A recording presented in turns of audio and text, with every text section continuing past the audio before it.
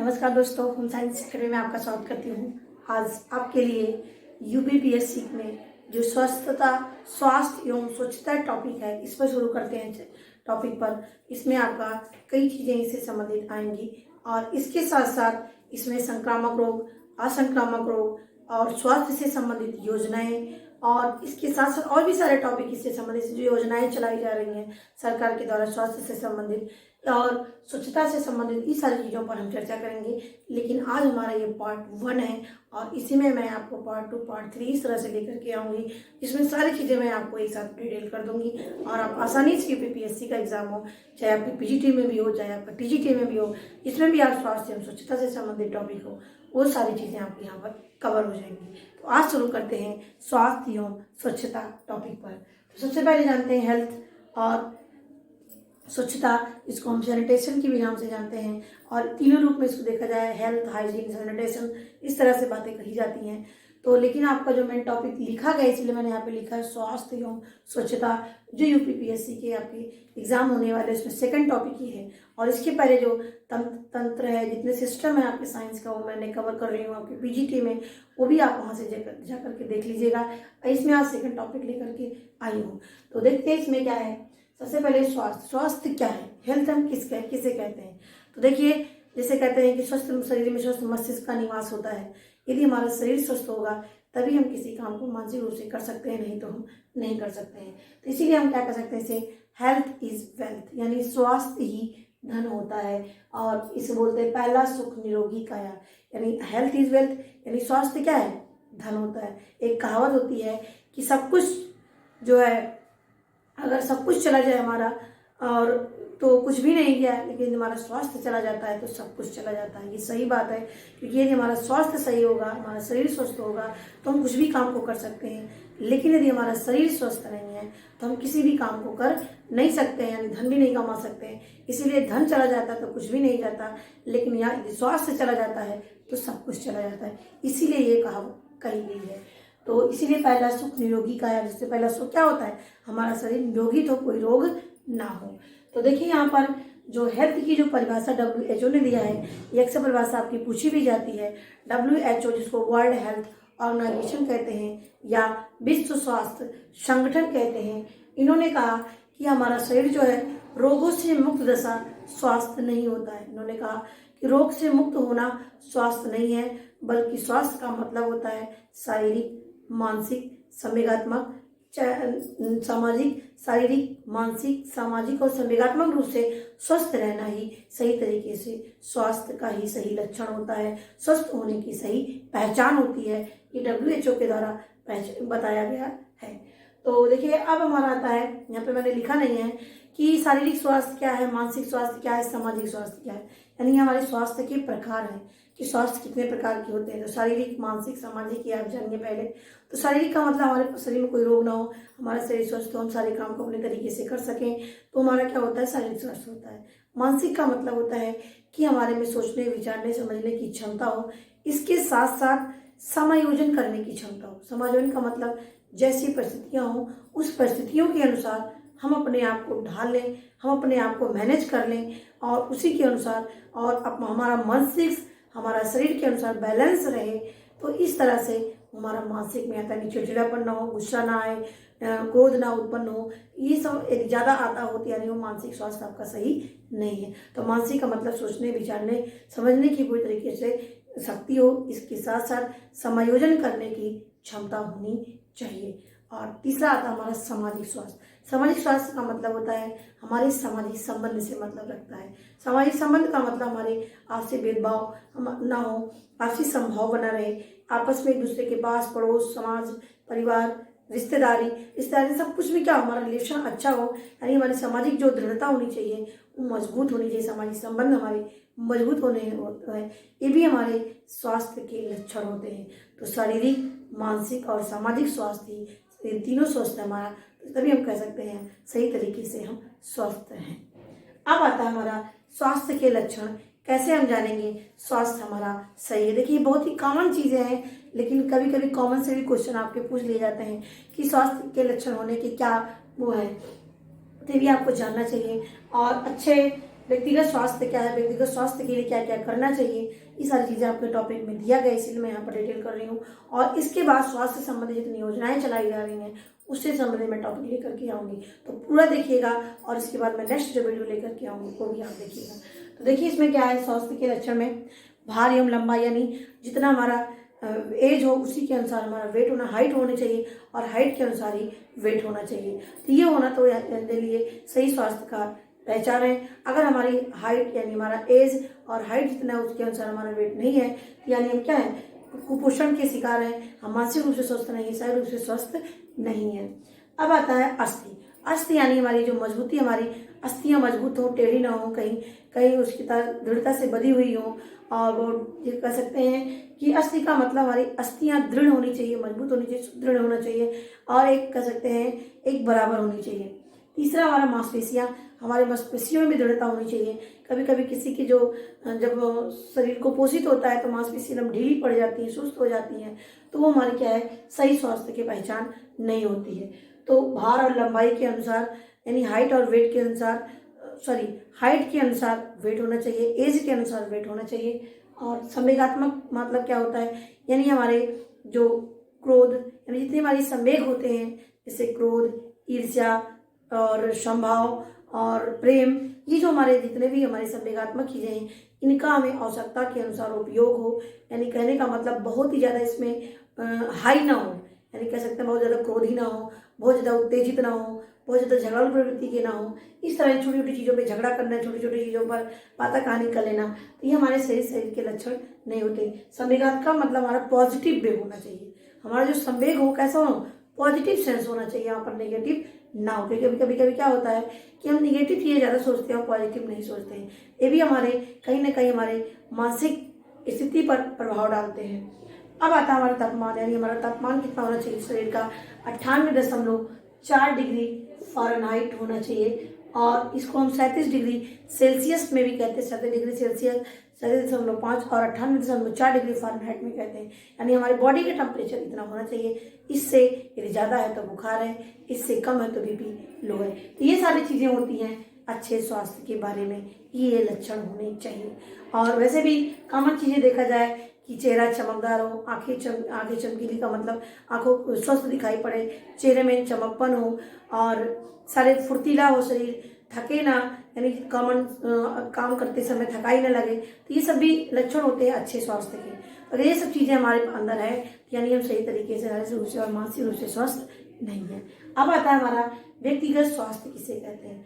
तो देखिए व्यक्तिगत स्वास्थ्य क्या होता है, जब हम अपने शारीरिक अंगों को, मानसिक रूप से हम क्या करते हैं, स्वस्थ रखने की कोशिश करते हैं, वो हमारा क्या होता है, व्यक्तिगत स्वास्थ्य होता है। व्यक्तिगत का मतलब व्यक्तिगत रूप में, पर्सनल रूप में, जो अपने अंगों को शारीरिक रूप से और मानसिक रूप से हम स्वस्थ रखने की कोशिश करते हैं, वो हमारा क्या होता है, व्यक्तिगत स्वास्थ्य होता है। व्यक्तिगत स्वास्थ्य में कौन कौन सी चीज़ें होती हैं जिसके द्वारा हम व्यक्तिगत रूप से स्वस्थ रह सकते हैं। तो इसमें हमारा आता है पहला नियमबद्धता। नियमबद्धता का मतलब है हमारा सारा काम समय पे होना चाहिए, समय पे उठना, समय पर जागना, समय पे खाना खाना, समय पे लंच करना, डिनर करना, ये सारी चीज़ें हमारी एक नियम से होनी चाहिए। नियम के विरुद्ध होगा तो उसका हमारे शरीर पर प्रभाव पड़ता है, तो इसीलिए नियमबद्धता होना आवश्यक होता है। नेक्स्ट हमारा शारीरिक स्वच्छता। शारीरिक स्वच्छता का मतलब होता है हम शारीरिक रूप से क्या हो, स्वच्छ, अपने साफ सफाई, शारीरिक अंगों की सफाई करें, आँख, कान, नाक, मुंह, जितने भी हमारे अंग हैं इन सब की क्या करें, हमें सफाई करनी चाहिए। और प्रतिदिन हमें एक रूटीन के रूप में हमें व्यायाम करना चाहिए, क्योंकि व्यायाम ही जो होता है हमारे पूरे शरीर को फुर्तीला बना के रखता है, एक्टिव बना के रखता है, साथ में थकान भी नहीं लगने देता है और हमारा मानसिक रूप से, शारीरिक रूप से हम स्वस्थ रहते हैं। तो व्यायाम का इतना बड़ा महत्व होता है। विश्राम, यानी हमें काम करने के बाद हमें विश्राम भी करना चाहिए। कभी कभी क्या है, हमारी मांसपेशियां थक जाती हैं, हमारा दिमाग थक जाता है, काम करने में सुस्ती आने लगती है, इसलिए विश्राम के लिए होना चाहिए। और वो विश्राम चाहे किसी काम के रूप में हो, चाहे शारीरिक श्रम से मानसिक रूप में हो, मानसिक से शारीरिक रूप में होना चाहिए। तो इससे क्या होता है, विश्राम हो जाता है और लास्ट में नींद भी होना जरूरी होता है। और आता है संतुलित आहार, यानी ये सब होने के साथ साथ हमारा भोजन भी स्वस्थ होना चाहिए, क्योंकि जब हम तक हमारा भोजन सही स्वस्थ नहीं होगा तो हमारा शरीर भी स्वस्थ नहीं रहेगा, इसलिए संतुलित भोजन करना है। तो ये हमारे आवश्यक तत्व होते हैं व्यक्तिगत स्वास्थ्य के लिए। अब व्यक्तिगत स्वास्थ्य में हमारे शरीर के अंगों की सफाई आती है।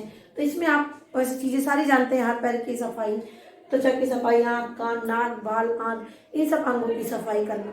अब इसमें आपका हाथों पैरों को स्वच्छ रखना चाहिए, रगड़ के नहाना चाहिए, साबुन का कम से कम यूज करना चाहिए, त्वचा को हमें साफ सुथरा रखना चाहिए और अपनी त्वचा को कह सकते हैं हवाओं से, बहुत ज़्यादा धूप से कह सकते हैं बचाना चाहिए। बहुत ज़्यादा धूप मतलब हमें विटामिन डी भी मिलना चाहिए। ऐसा नहीं है कि धूप में नहीं रहना, धूप में ना रहेंगे तो विटामिन डी की प्राप्ति में नहीं होती है, तो इसीलिए धूप में भी जरूरी है। लेकिन बहुत ज़्यादा धूल गर्द इस तरह स्थानों से हमें बचना चाहिए। आँखों को स्वस्थ रखने के लिए हमें कुछ ऐसी नुकीली चीज़ का यूज ना करें। हमें बहुत ज़्यादा धूप या गर्मी की धूप होती है, सबसे हमें बचाना चाहिए आँखों को। कान में ऐसी नुकीली चीज़ नहीं डालना चाहिए और वैसे लिक्विड भी चीज़ नहीं डालना चाहिए बिना डॉक्टर की सलाह से। और नाक को भी हमें बार बार अपने जो उंगलियों को नाक में नहीं डालना चाहिए। इससे क्या होता है कि हमारी जो गंदगी होती है हमारे नेल में आ जाते हैं और जब हम खाना खाते हैं हाथ में धोते हैं तो हमारे शरीर में चले जाते हैं। तो ये सब ध्यान रखना चाहिए और आंतों के लिए हमें रेशेदार पदार्थों को सेवन करना चाहिए जिससे हमारी आंतें साफ हों। और इसके साथ साथ पानी का पूरा उपयोग करना चाहिए। कम से कम 2 से 3 लीटर तो पानी पीना ही चाहिए, इससे हमारा शरीर स्वस्थ रहे। इतना खाना जरूरी है, खाने से भी कहीं ज़्यादा जरूरी हमें जल की आवश्यकता पड़ती है। अब आता है स्वास्थ्य शिक्षा क्या होती है। स्वास्थ्य शिक्षा में शारीरिक मानसिक सामाजिक रूप से कल्याण करना ही स्वास्थ्य कहलाता है। और इसमें क्या है, शारीरिक मानसिक सामाजिक रूप से स्वस्थ रहना ही क्या होता है, स्वास्थ्य होता है। अब देखिए यहाँ पर है डॉक्टर संपूर्ण ने एक परिभाषा दिया है कि गृहिणी के ही ऊपर निर्भर होता है पूरे परिवार के स्वास्थ्य की जिम्मेदारी। क्यों?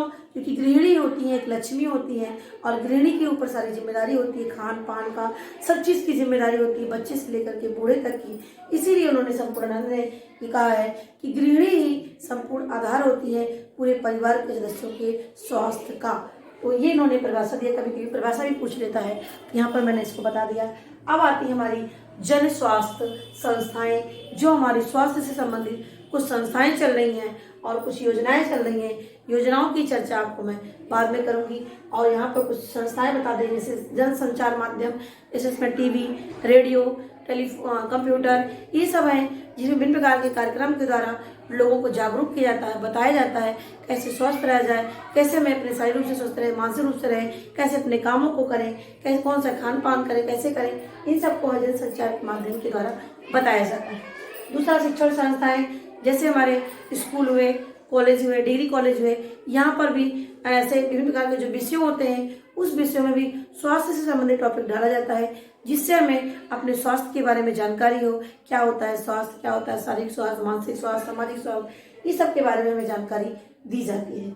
तीसरा आता है ब्लॉक स्तर। ब्लॉक स्तर में स्वास्थ्य संस्थाएं होती हैं जिसके द्वारा जो गांव में रहने वाले लोग होते हैं उनको जो है स्वास्थ्य संबंधित सुविधा प्रदान की जाती है। डॉक्टर की सुविधा, दवाओं की सुविधा और अन्य चीज़ों की सुविधा, जांच की सुविधा, ये सब भी की जाती है। और इसके साथ साथ गाँव में भी खोला जाता है प्राइमरी हेल्थ सेंटर, जिसमें 20 से 25 हज़ार की जनसंख्या जहाँ पर होती है वहाँ पर प्राइमरी हेल्थ सेंटर खोले जाते हैं जहाँ पर एक डॉक्टर, एक नर्स वहाँ पर होते हैं और जिसके द्वारा और वहाँ पर कमरे भी होते हैं इलाज करने के लिए।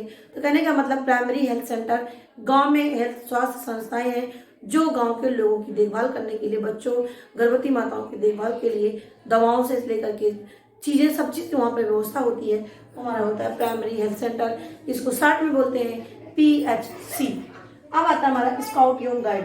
देखिए स्काउट एवं गाइड समय समय पर शिक्षण संस्थाओं के द्वारा ये ट्रेनिंग दी जाती है बच्चों को, यानी हर चीज़ की जानकारी के साथ साथ स्वास्थ्य से संबंधित जानकारी भी उनको दी जाती है।